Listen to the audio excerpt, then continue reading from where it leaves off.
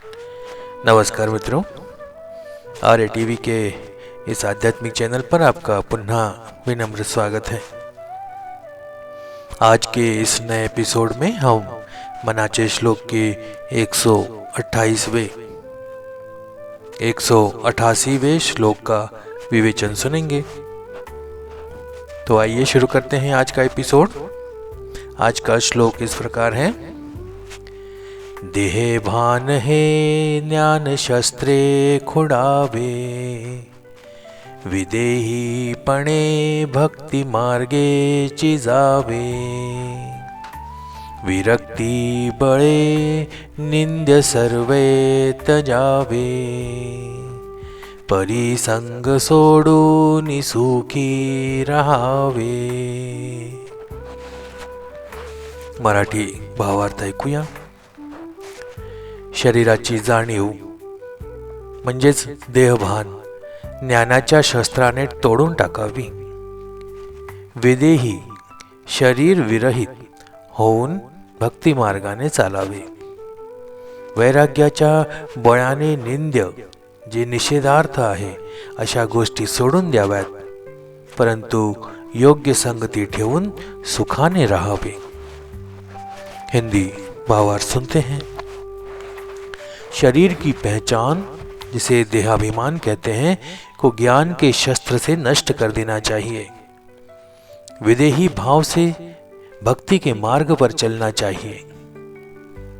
वैराग्य के बल से निंदनीय जो त्यागने योग्य है उन चीजों को त्याग देना चाहिए, लेकिन अच्छे संग का त्याग किए बिना सुख पूर्वक रहना चाहिए। आइए विवेचन सुनते हैं।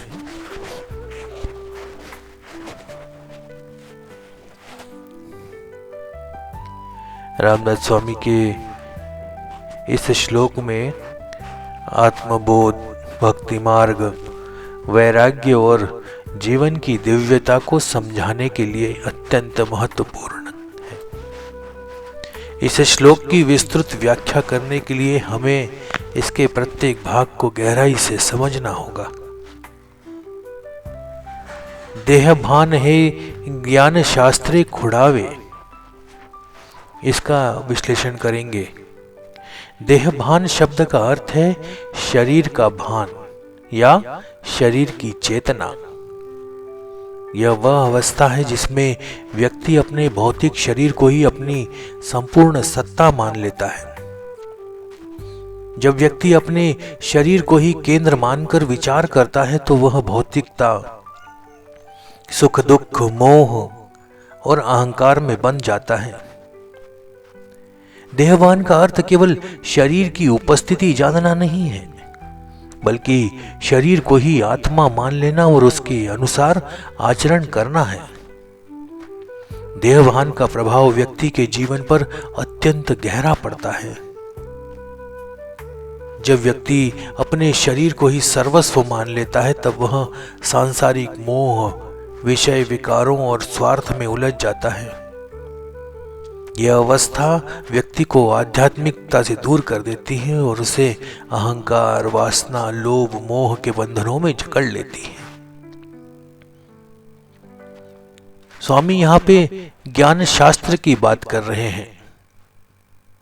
ज्ञान शस्त्र, शस्त्र का शाब्दिक अर्थ होता है हथियार या साधन, और ज्ञान शस्त्र का तात्पर्य उस दिव्य ज्ञान से है जो अज्ञान के अंधकार को काट सकता है।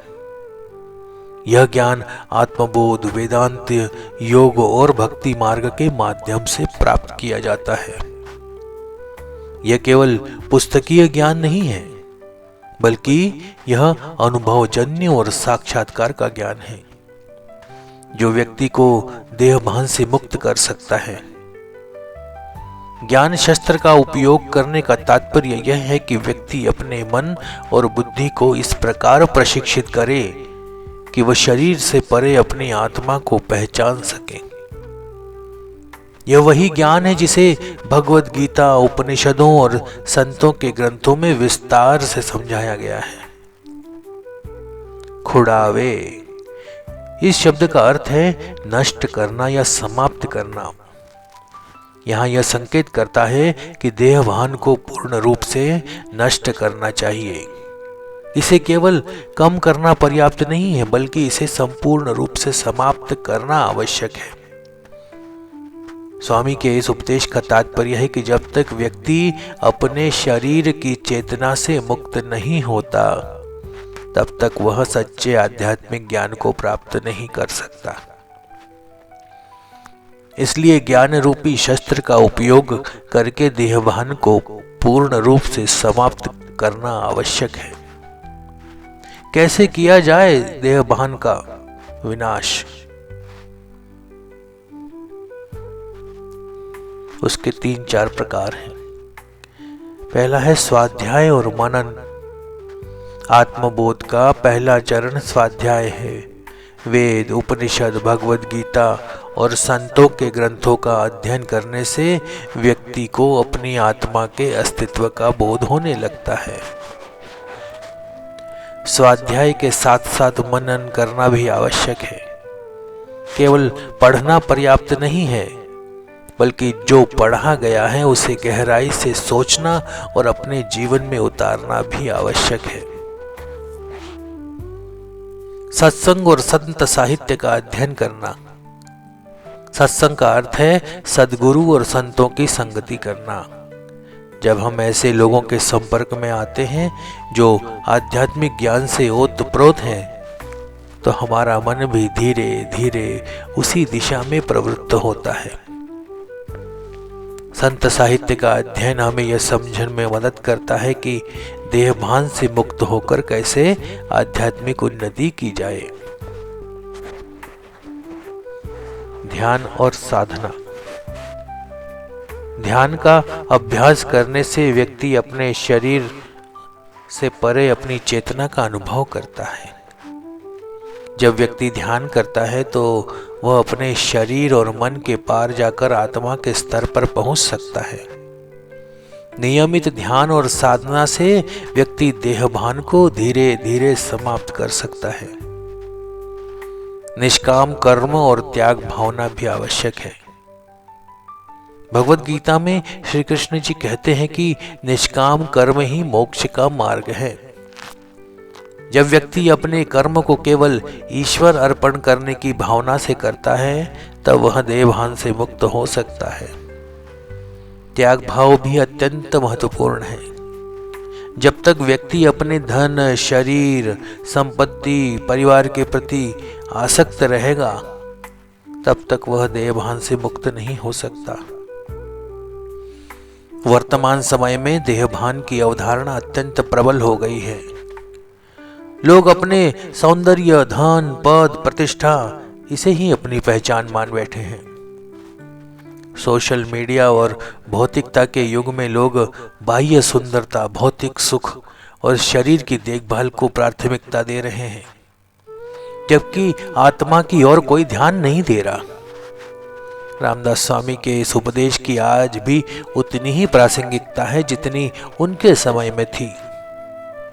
यदि हम आधुनिक जीवन में इस सिद्धांत को अपनाएं, तो हम न केवल मानसिक शांति प्राप्त कर सकते हैं, बल्कि आत्मबोध की दिशा में अग्रसर हो सकते हैं।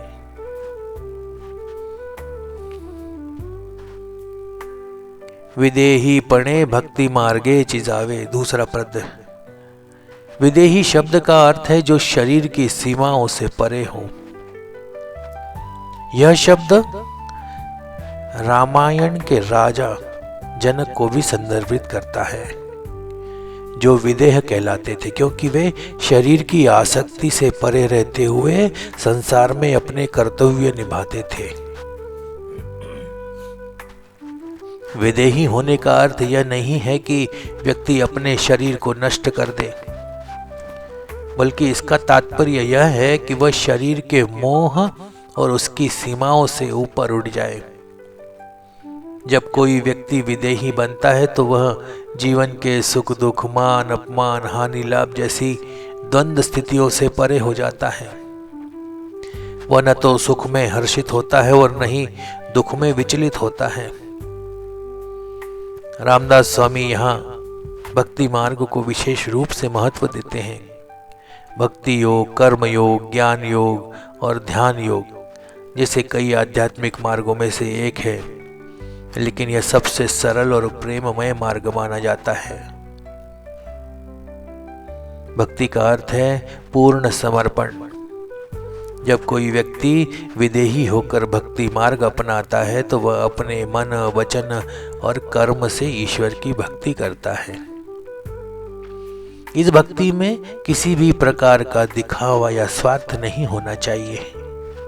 भक्त को केवल अपने आराध्य की शरण में रहना चाहिए और हर परिस्थिति में अपने ईश्वर को समर्पित रहना चाहिए।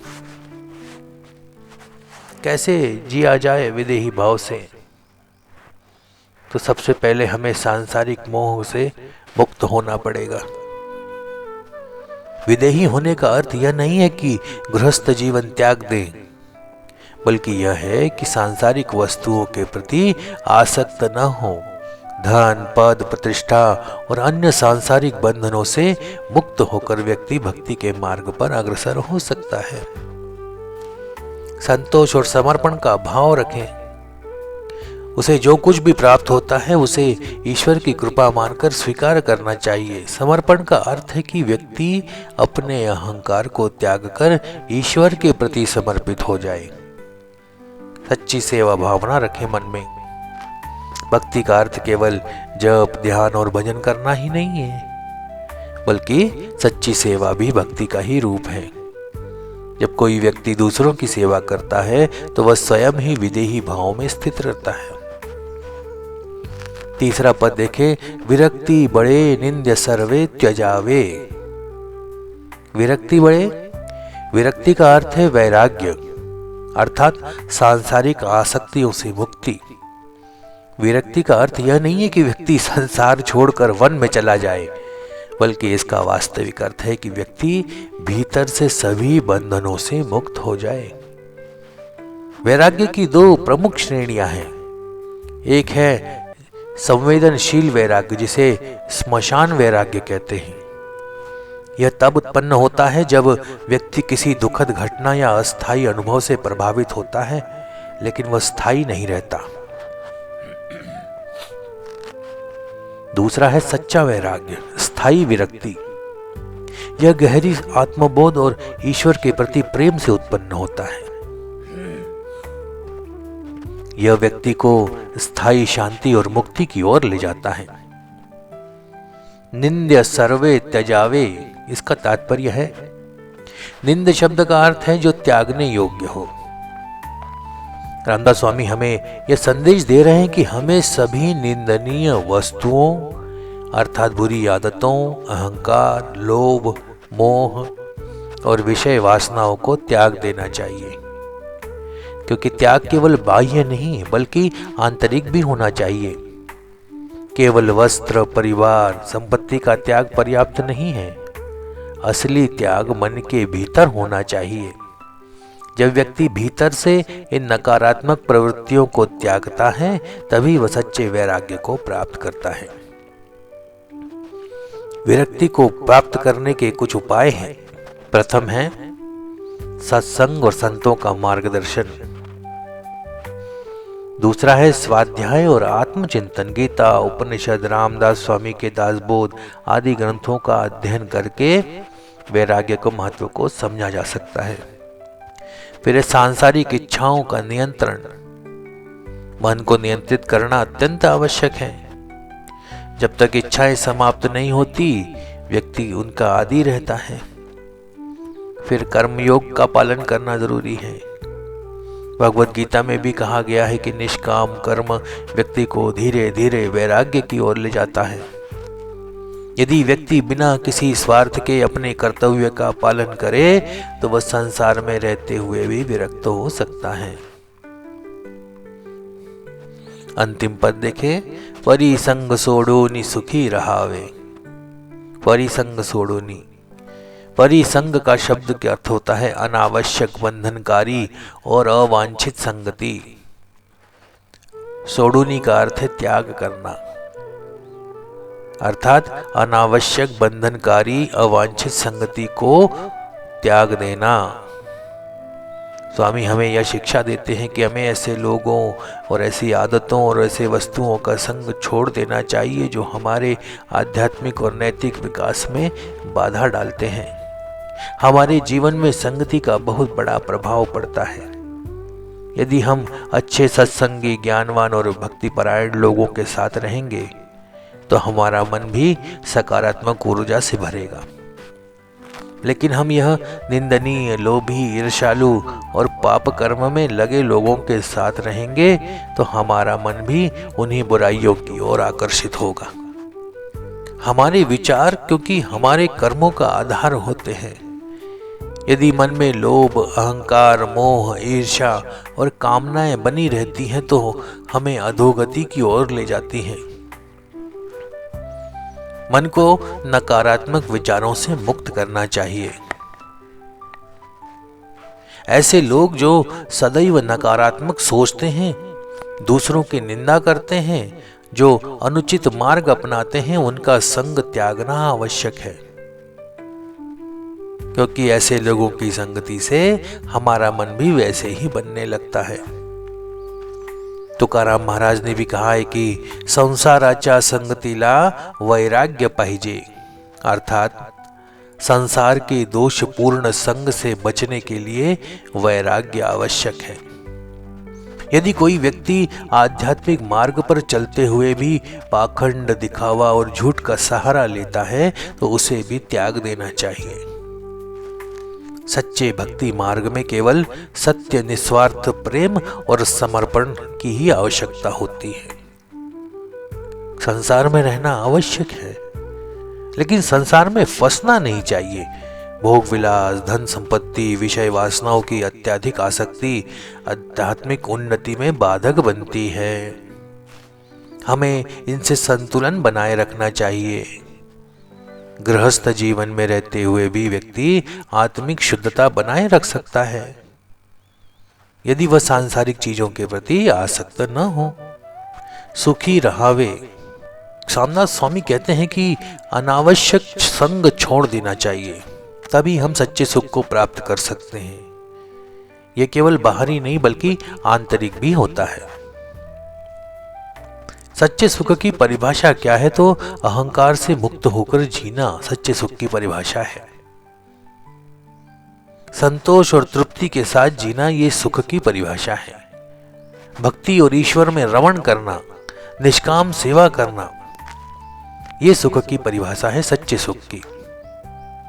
अब सच्चा सुख प्राप्त कैसे हो? तो स्वाध्याय और आत्मचिंतन, गीता, दासबोध ऐसे ग्रंथों का अध्ययन करें, संतों और महापुरुषों का संग करें, उनकी शिक्षाओं को अपने जीवन में उतारें, कर्मयोग का पालन करें बिना किसी स्वार्थ के, सच्ची भक्ति करें, भक्ति में अहंकार और स्वार्थ न रखें, ईश्वर को प्रेम पूर्वक स्मरण करें, उनके चरणों में स्वयं को समर्पित करें। परिसंग सोड़ोनी सुखी रहावे का मुख्य उद्देश्य यही है कि हमें निंदनीय संगति को त्याग कर अपने जीवन में सच्चे सुख की प्राप्ति करनी चाहिए। बुरी आदतों, बुरे विचार, बुरी संगति को छोड़ना चाहिए, तभी हम वास्तविक आनंद और आत्मिक शांति का अनुभव कर सकते हैं। यह सुख बाहरी वस्तुओं पर निर्भर नहीं करता, बल्कि यह हमारे भीतर की शुद्धता और समर्पण पर आधारित होता है। तो मित्रों, आज का ये विवेचन यहीं समाप्त करते हैं। अगर आपको हमारी वीडियो पसंद आ रहे हैं तो इसे लाइक अवश्य करें, अपने इष्ट मित्रों के साथ साझा करें और शेयर करें। चैनल को अभी तक आपने सब्सक्राइब नहीं किया है तो मेरा आपसे विनम्र अनुरोध है कि इस चैनल को अभी सब्सक्राइब करें ताकि आने वाले वीडियो के नोटिफिकेशन आपको समय पर प्राप्त हो सके। तो मिलते हैं अगले एपिसोड में एक नए श्लोक के अर्थ और विवेचन के साथ। तब तक के लिए जय जय रघुवीर समर्थ। नमस्कार।